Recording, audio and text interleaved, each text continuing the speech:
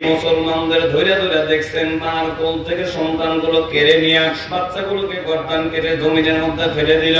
আপনারা দেখা লাগ না ফেসবুক ইউটিউবের মধ্যে দেখেছেন মহিলাদের ধরে ধরে বুকের স্তনগুলো কেটে জমিনের মধ্যে ফেলা দেওয়া হলো। আপনারা দেখেছেন মুসলমানদের ধরে ধরে একই ঘরের মধ্যে আবদ্ধ করে তাদের আগুন দিয়ে জ্বালায় মারা হলো। করেছেন আপনাদের ভালো মনে আছে একটা মহিলাকে মারার পর উলঙ্গ কইরা রাস্তার মধ্যে গাছের সাথে লটকা সারা বিশ্বকে দেখাইলো আমরা মুসলমানের উপর নির্যাতন করি। আপনারা জবান করে বলেন তুমি একবারের কোনো অপরাধ ছিল? একটাই অপরাধ, কলমাকে মহব্বত করা, আল্লাহকে ভালোবাসা, আল্লাহর হুকুম মানে। খোদার কসম করে বলে গেলাম ভাই তারা বুঝে গেল উলঙ্গ করে রাস্তার মধ্যে গাছের সাথে লটকা তোমরা যতই দেখাও তোমরা মেরে ফেলাও, তবে তোমরা জেনে রাখো এই দল সাধারণ দল না, এই দলের নাম হলো উলাইকা হিজবুল্লাহ।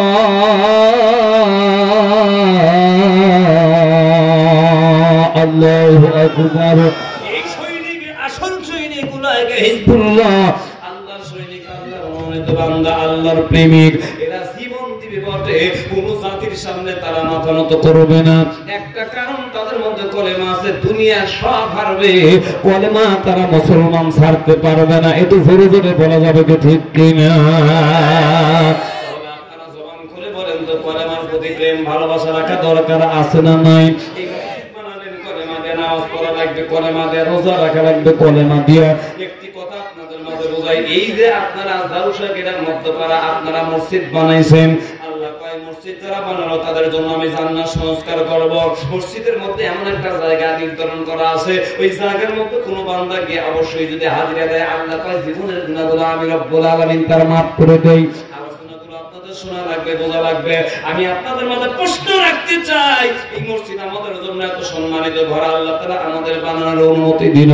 এই ঘরটা বানালে জান্নাতের মালিক হওয়া নয়, ঘরের মধ্যে ইবাদত বন্দেগী করলে আল্লাহ কবুল করে। এখন আপনাদের কাছে প্রশ্ন হলো, ভারতের মোদিও যদি এই জাউশা গ্রামের মধ্যে এসে 14 কোটি টাকা দিয়ে মসজিদ বানায় দেয়, আপনারা জবান খুলে বলেন তো মোদির আমলনামায় কি আল্লাহ একটা নেকি দিবেন? কথা কন্যাকে দিবে? মোদিও তো মানুষ, মোদির মতো দাঁড়িয়ে আছে, মোদির চেহারা আল্লাহ বানাইলো, ইহুদি খ্রিস্টান নাসারা বৌদ্ধ এদের চেহারা আল্লাহ বানাইছে। আল্লাহ কয় বান্দা সব জাতের মানুষের চেহারা আমি আল্লাহ বানাইলাম। ওরা কেন করলে সব হয় না? ওরা সুবহানাল্লাহ বললে কেন সব হয় না? ওরা মসজিদ মাদ্রাসা বানালে কেন সব হয় না? আর আমরা মসজিদ মাদ্রাসা বানালে সব হয়, দাঁড়িয়ে রাখলে সব হয়, টুপি মাথায় দিলে সব হয়, জুব্বা গায়ে দিলে সব হয়, সুবহানাল্লাহ বললে সব হয়। কারণ কি? পার্থক্য কি? আমার আল্লাহ ডাকতে পায় বান্দা এগুলো করতে হলে আখির জামানার পয়গম্বরের কলেমা আগে স্বীকার করা লাগবে। এটা জোরে জোরে বলা যাবে কি ঠিক কিনা? আমরা কলেমা পড়েছি, মুসলমান হইছি, তার জন্য আমরা সওয়াব পাই। ওরা কলেমা পড়ে না, এজন্য মসজিদ বানালে সওয়াব হয় না। মোদি তো পাঞ্জাবি গায়ে দেয়, পাঞ্জাবির মধ্যে কোনো বরকত থাকে না। তারপরে দেখবেন ওই মোদির মুখের মধ্যে দাঁড়িয়ে আছে, আপনারা জোরে কোন তো বিজাতির মুখে দাঁড়িয়ে আছে না নাই? দাঁড়িয়ে আছে, কিন্তু আল্লাহর কসম করে বলে গেলাম মুসলমানের দাঁড়িয়ে আমাদের দাঁড়িয়ে সমান না। আল্লাহর নবী বলেছে মুসলমান দাঁড়িয়ে রেখে যখন মাটির কবরের মধ্যে যাবে, দাঁড়িয়েওয়ালা ব্যক্তির কবরে আযাবের ফেরেশতা পাঠাতে আমার আল্লাহ লজ্জা বোধ করে। তাহলে জবান করে বলেন তো আমাদের দাঁড়ির মর্যাদা কত বড়। আর রবীন্দ্রনাথ ঠাকুরও তো দাঁড়িয়ে রেখে এখনো পর্যন্ত আপনারা দেখেন কত সুন্দর তার অবশ্যই চেহারা বানা রাখছে। মোদি শুধু না, ইহুদি খ্রিস্টান নাসারা বৌদ্ধদের মুখের মধ্যে দাঁড়িয়ে রেখা কবরে গেলে এমন পাওয়া যায় না। একটা কারণ, আমাদের পার্থক্য একটাই, কলেমার মাধ্যমে আমাদের সবকিছুর দাম আল্লাহ বাড়াইলো। এখন জবান খুলে বলেন তো তাহলে আমরা পরিচিত লাভ করলাম কলেমা দিয়া, ওই কলেমার প্রতি আমাদের ভালোবাসা রাখা লাগবে কি লাগবে না? এরকম করে বললে চলবে না। বাংলাদেশের মধ্যে শিল্পী নার্গিস গান গায়, আয়েব বাসু গান গায়, মমতাজ গান গায়, বাবারে বাবা গান। এই গানগুলো আমরা বিটানি রাস্তার মধ্যে গাই, আমরা হয়ে যাই শয়তানের দুলাভাই। আখিরাতের ময়দানে আল্লাহ কয় তোর কপালে জান্নাত নাই, আরো তোমাদের অবশ্যই ঘোষণা করে দিলাম, তাও হবে না হুর আর নারী। আমরা এগুলো অবশ্যই সারি। আসুন আমরা বাংলাদেশের মধ্যে যে গানগুলো গাবো, যে গানের মধ্যে জান্নাতের মালা আছে, যে গানের মধ্যে আল্লাহর প্রেম আছে, নবীর প্রেম আছে, এই সমস্ত গান আমাদের মুখের মধ্যে ধরা দরকার, অন্তরে ধরা দরকার। সেদিন আমি এক জায়গায় যাচ্ছি, একজন গাইতেছে আমি যাব না যত মনে করি, আমি যাব না যত মনে করি আমায় বাতাসে টেনে নেয় বিয়ান বাড়ি, বাতাসে টেনে নেয় বিয়ান বাড়ি। ইচ্ছা করে সাফাদাতে সরমাটি আগাজা দেখি নাই দাড়ি আর খাই সিগারেট আর বিড়ি, ওর কপালে হবে না কখনো জান্নাতে বাড়ি। আসল আমরা কথা বলি আল্লাহ কয় তোমরা যদি আমি আল্লাহর ওলি হতে চাও আমার গুণগান গাও, নবীর গুণগান গাও। আপনারা জবান খুলে বলেন তো অন্যায় বাতিল করা আমাদের দরকার আছে না নাই? এখন যদি বলেন হুজুর অন্যায় বাতিল করা লাগবে, এই কথা কে বললো? আমার আল্লাহ বলছে, আমার নবী বলছে অন্যায় বাতিল করতে হবে। আল্লাহ কোরআনে বলছে মা আতাকুমুর রাসূলু ফাখুযুহু ওয়া মা নাহাকুম ফানতাহু আন। আল্লাহ রাব্বুল আলামিন ঘোষণা করেন অন্যায় আল্লাহ রাসূল যেটা বলেছে সেটা তোমরা করো, যেটা করতে নিষেধ করেছে সেটা তোমরা বাতিল করো। তাহলে আপনারা জবান খুলে বলেন তো নবী 63 বছর পর্যন্ত অন্যায় বাতিল করেছে কি করে নাই? যেখানে আপনাদের অন্যায় সেটা বাতিল করা লাগবে। এজন্য কথাগুলো আমি বলছি, এটা আমি নকল করেছি আপনাদের জন্য। একটু ভালো করে বলেন, অন্যায় কথা বলে আমি আপনাদের বাতিল করে বলার জন্য অনুরোধ করছি, এটা আমি নকল করেছি। আপনারা বলেন আমি যাব না যত মনে করি, আমি যাব না যত মনে করি আমায় আজরাইল টেনে নেয় কবরের বাড়ি, আমায় আজরাইল টেনে নেয় কবরের বাড়ি। একটু জোরে বলা যাবে কি ঠিক কিনা? আমার মরণ আসিবে কখন কেউ তো জানে না, বলেন আমার মরণ আসিবে কখন, আমি চলে গেলে আমায় তোমরা ভুইলা যাও না, আমি মরে গেলে আমায় তোমরা ভুইলা যাও না। আমার মরণ আসিবে কখন কেউ তো জানে না, যাবে না পাইব যাকে তিনি আসেন শাহে মদিনা। ও ভাই কবর মাঝে বাবা মাকে দেখা যাবে না, দেখবো যাকে তিনি আসেন শাহে মদিনা। ওই কবরে নবী সারা বন্ধ পাবো না, ও ভাই ওই কবরে নবী সারা সাথী পাবো না। আমার মরণ আসিবে কখন কেউ তো জানে না, আমার মরণ আসিবে কখন কেউ তো বোঝে না।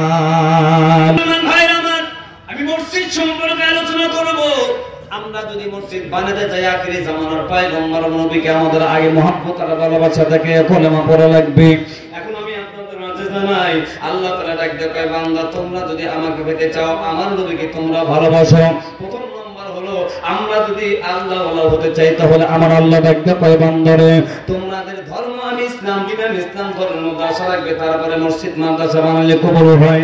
আল্লাহ তাই আখিরি জামানার পয়গম্বর বিশ্ব নবী কয়লা তোমরা যখন একবার পড়ে নিবা আল্লাহ কুরআন শরীফে ঘোষণা করে দেয় ইন্নাদ দীনা ইনদাল্লাহিল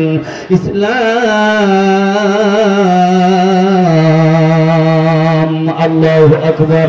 কেউ যদি কোন ধর্মের মানুষ একবার কলেমা পড়ে লা ইলাহা ইল্লাল্লাহু মুহাম্মাদুর রাসূলুল্লাহ সাল্লাল্লাহু আলাইহি সাল্লাম, আল্লাহ কয় বান্দা তোমার ধর্ম হবে ইসলাম। আপনারা জবান খুলে বলেন তো ইসলাম ধর্মের মধ্যে শান্তি আছে না নাই? এই ধরনের ভাই আমি পায়ে হাতে বলছি, কথাগুলো আপনারা বোঝার চেষ্টা করবেন। ধর্ম হলো ইসলাম। আল্লাহ একটা ইসলাম ধর্মের মধ্যে যারা আসবা তাদের জাতীয়করণ একটা নাম দিয়ে দিব, তাদের নাম হলো মুসলমান। আর মুসলমান যারা হইবা তাদের জন্য আমি আল্লাহ হাতে দিলাম আল কোরআন।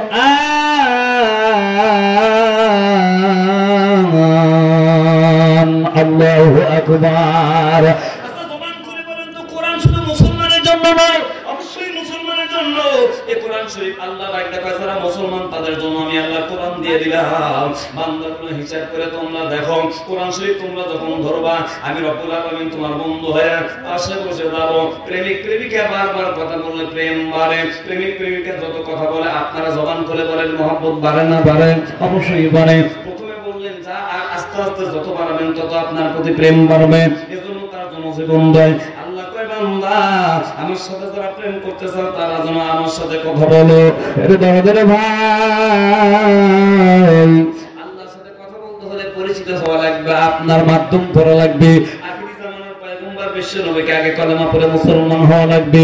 আমরা কোরআন শরীফ ধরে বসলে আল্লাহ তাআলা ডাকবে, বান্দা তোমার পাশে আমি বসে যাই, বসে বসে তোমার কথাগুলো আমি শ্রবণ করি, প্রত্যেকটা কথার জবাব দেয়। আমরা যেরকম অপরিচিত মানুষকে জিজ্ঞাসা করি ভাইজান আপনার নাম কি, আমি বলবো আব্দুল মুমিন, আপনি বলবেন ভাইজান আপনার বাসা কোথায়, আমি বলবো সলঙ্গা।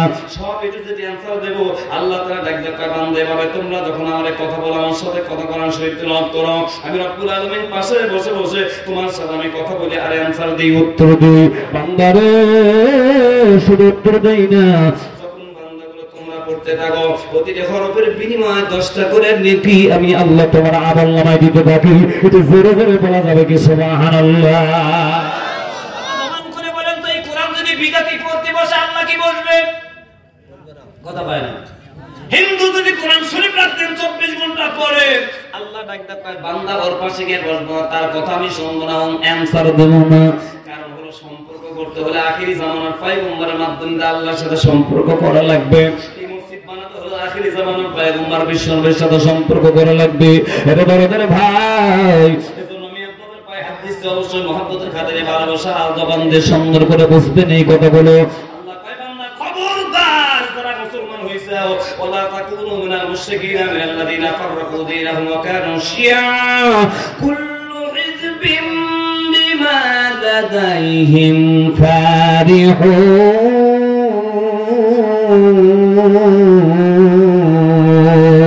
আল্লাহু আকবার। খবরদার খবরদার, মুসলমান তোমরা কোনদিন মুশরিকদের দলভুক্ত হও না, কারণ তোমাদের ধর্ম তাদের ধর্ম আকাশ পাতাল। তোমাদের ধর্মের মধ্যে নিয়ামত আছে, তোমাদের ধর্মের মধ্যে জান্নাত আছে, ওদের ধর্মের মধ্যে জান্নাত নাই। ওয়ালা তাকুনু মিনাল মুশরিকিনা মিনাল্লাযিনা ফাররাকু দীনাহুম ওয়া কানু শিয়া কুল্লু হিজবিন বিমা লাদাইহিম ফারিহুন। খবরদার মুশরিকদের দলভুক্ত হও না, কারণ তারা নিজেদের ধর্ম নিজেরা বাছাই করে নিয়া ওদের ধর্ম সম্প্রদায়ের মধ্যে করলো, ইহুদি খ্রিস্টান নাসারা বৌদ্ধ সার আর মুসলিয়াতর আছে না নাই, বিভিন্ন সম্প্রদায়ের মধ্যে করে নিল, তারা বিভিন্ন জাতি গোষ্ঠী বানাইলো। কিন্তু জেনে রাখো এমন একটা ধর্ম তোমাদের আমি আল্লাহ দিলাম, এক জাতীয় পুরস্কার, সেটা হলো তোমরা মুসলমান। মুসলমানের কোনো দ্বিতীয়করণ কোনো নাম নাই, জোরে জোরে পাওয়া যাবে কি ঠিক কিনা? আল্লাহ কয় খবরদার বান্দা তোমরা মুসলমান যারা পৃথিবীর ভিতরে যেরকম তোমরা বিল্ডিং তৈরি করো, একটা ইট আর এক ইটকে সুন্দর করে ধরে রাখে, লড়ে না পড়ে না, জোরে কোন ঠিক কিনা ভাই? আল্লাহ কয় বান্দা তোমরা জেনে দেখো যারা মুসলমান হয়ে যাবা, এক মুসলমানের অন্তরে আঘাত লাগলে অপর মুসলমান অবশ্যই কষ্ট লাগার কথা। একটা ইট ভেঙে গেলে যেরকম আর একটা ইট ভাঙার সম্ভাবনা হয়, একটা ইট আর এক ইটকে যেরকম ধরে রাখে, মুসলমান জাতি তোমাদের এক মুসলমান আর এক মুসলমানকে ধরে রাখতে হবে মহব্বত করে ভালোবাসা। যদি তোমরা বন্ধন ছেড়ে দাও তাহলে যেরকম বিল্ডিং ধসে যাওয়ার সম্ভাবনা, খবরদার এরকম করা যাবে না। কারণ এক মুসলমান আর এক মুসলমানের একটা ইটের স্বরূপ, কখনো তোমরা বিচ্ছেদ ঘটনা করো না। কেউ যদি তোমাদের এক মুসলমানকে আঘাত করে, আল্লাহর কসম প্রতিটি মুসলমানদের অন্তরে লাড়া দেওয়া দরকার। এটা হলো আমার আল্লাহর কথা, এটা জোরে জোরে বলা যাবে কি ঠিক কিনা? মুসলমানদের মারে ফেলায়, আগুন দিয়ে মারে, মসজিদের ভিতরে আগুন দিয়ে মারে ফেলায়, মসজিদ আগুন দিয়ে জ্বালা ফেলায়, আমাদের অন্তরের মধ্যে একটু আঘাত লাগে না? এই যে মসজিদুল আকসার জন্য কত মুসলমান নির্যাতিত হয়ে গেল, কষ্ট করে দুনিয়া থেকে চলে গেল রে ভাই। আমি আপনাদের পায়ে হাত দিলাম রে ভাই। বাংলাদেশের মুসলমান আর এই মসজিদুল আকসার মুসলমান এক এক, তারা মুসলমান মরে গেল, চলে গেল দুনিয়া থেকে, তারা একটাই অপরাধ, সেটা হলো উলাইকা হিজবুল্লাহ। মসজিদ করার জন্য তারা জানে এই মসজিদুল আকসার মধ্যে আমার নবী ইমামতের নামাজ পড়েছে, আমার এই মসজিদের মধ্যে আল্লাহ অবশ্যই নিয়ামত দিয়েছে। তাদের একটা টার্গেট, এই মসজিদের জন্য আক্রমণ যারা করবে তাদেরকে আমরা ছাড়বো না। জীবন দিল, ফ্যামিলি কত মানুষগুলো মরে গেল পাথরের চাপায় পড়ে, অবশ্যই টাকা দেখেছেন ছোট ছোট বাচ্চাগুলো পাথরের চাপার নিচে পড়ে, ভাইজান বের হতে পারে না, চোখ দিয়ে তাকায় আপুরে ডাক দেয়, আপু আমি মরে গেলাম, আমারে বের করো। কত সন্তান করে, কত সন্তান পাথরের চাপার মধ্যে পড়ে বাহির হতে পারে না, মা বাবা ছায়া ছায়া তাকে বের করতে পারে না, সবাই দুনিয়া থেকে চলে গেল রে ভাই। কথা মনে রাখবেন, একজন মারা গেল, তারা জানে এই হিজবুল্লাহর দ্বারা আমরা মুসলমান জাতি আল্লাহর জন্য জীবন দেব। মসজিদের আকসার জন্য জীবন দিলাম। আবার একজন তাকায় দেখেছেন ফেসবুক ইউটিউবের মধ্যে একজন মিষ্টি বিতরণ করে, সেখানকার মানুষ জিজ্ঞেস করা হলো কেন মিষ্টি বিতরণ করেন? ভাই মসজিদুল আকসার জন্য আমার ফ্যামিলির সব চলে গেছে দুনিয়ার দিকে, জানি মসজিদুল আকসা আল্লাহর ঘর, এই ঘরের মধ্যে আইসা যারা মরে যাবে আল্লাহ করবে না পর। এই লোকটা ডাক ডাকায় সবাই মরে গেছে, আমি জানি জান্নাতি,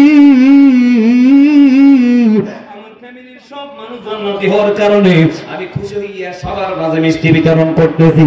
একটু জোরে জোরে বলা যায় কি মারহাবা। এর নাম মুসলমান, আর তাদের হাতে দিল আল কোরআন। এই কোরআনকে আমরা ভালোবাসবো, মহব্বত করবো, আদর করবো। একটু জবান খুলে আওয়াজ সুন্দর করে বলুন লা ইলাহা